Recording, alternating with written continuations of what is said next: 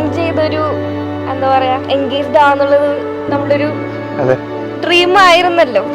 അപ്പോൾ നവാഫ് കയറുന്നപ്പോൾ എന്താ എനിക്ക് ഫീൽ ചെയ്തത് എനിക്ക് പറഞ്ഞറിയിക്കാൻ പറ്റില്ല. ഞാൻ അങ്ങനെ എക്സൈറ്റഡ് ആയിട്ട് അവിടെ നിന്ന് പൊക്കിയൊക്കെ പിടിച്ച് എന്നൊക്കെ പറഞ്ഞു.